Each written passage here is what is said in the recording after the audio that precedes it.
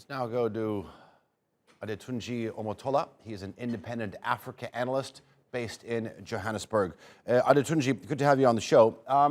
I think it would be a fair assessment to say that the African Union's response to crises on the continent over the past several years was marginal. What do you think is the primary reason for the AU's sort of inability to intervene effectively? Well, look, first of all, you've got to understand that the AU itself is battling with internal challenges. I mean, recently, I believe a few years ago, there was a Paul Kagame, the president of Rwanda, had to lead some reforms in terms of the inefficiencies and the bureaucracy of the AU, but also the financial independence of the AU, which is still largely funded by Western donors.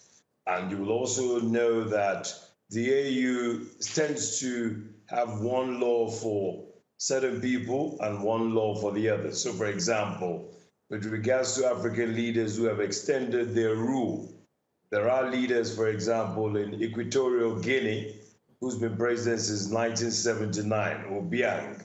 Also in Cameroon, since 1982, Paul Biya. You have Denis Sassou Nguesso, who's been president of Congo Brazzaville since 1979, with the exception of 4 years. And the list goes on and on. So when these guys want to extend their rule or continue to stay there and win elections by 99%, the AU keeps quiet. But when there's a coup, then there's quickly jump up and say that they're suspending or sacking countries like Guinea and Mali. So it's double standards, and that's never going to work. Okay, tell me this. I mean, so often when we see crises on the continent, we talk about a spillover effect, that the situation can turn into a dangerous regional one. Does this make the AU's job more difficult? Absolutely. I mean, look, a very good example is Burkina Faso. As you know, the dictator there is left, Blair Compaoré, who was fingered in the killing of Thomas Sankara. And so Burkina Faso has become a hotbed for terrorists, insurgencies, and all sorts of dangerous trends there. But the problem with the AU is that they don't even have the resources, as I alluded to earlier, they don't have their own standing army. And even when they talk about the African peacekeeping force, these forces have to be donated by member states. So the AU really, in many people's view, they don't really have any impact. And I suspect that's why the reforms are needed, because you can't be silent when there's human rights abuses. You can't be silent when there's embedded poverty. And yet when there's a coup, an illegal takeover government, they're very quick to speak. I mean, look at what's going on in Nigeria with the NSAS, the killing of protesters.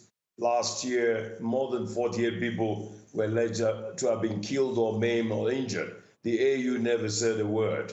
And even in Uganda, with Museveni's continuous extension of power, change the constitution, the AU never said a word. Okay. So it's really a body that is not really respected. Adetunji, I have about a minute left, so I want to ask you. So clearly you have a lack of resources. There's no army. It seems like you're saying that this bloc's hands are tied. Let's talk about what they can do. What are some of where they can make a difference? What are some of the AU's top priorities right now?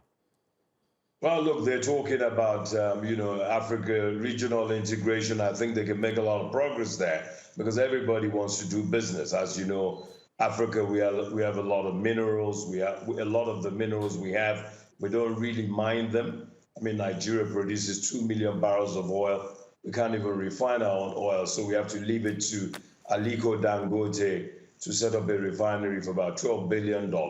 So on the trade side, they can do a lot. They can remove all the barriers. There are too many barriers, visas. They've done a lot of work there. I mean, a lot of countries in Africa now, you can move visa-free, although there's still stumbling blocks if you're moving from SADC into ECOWAS, you're moving from ECOWAS into the East African region. Also, what they can do, and they've tried to do, is to negotiate as one bloc. So when they're going to talk to China, for example, with the FOCAC, which is the China-Africa trade, they tend to come together, 55 countries, to speak to China, because China is just too big to be dealing with one single African country.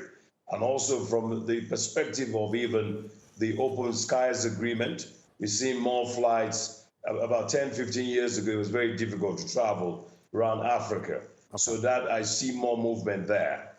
Okay. Adetunji Omotola, thank you very much for joining us here on the NewsHour. I do appreciate your analysis.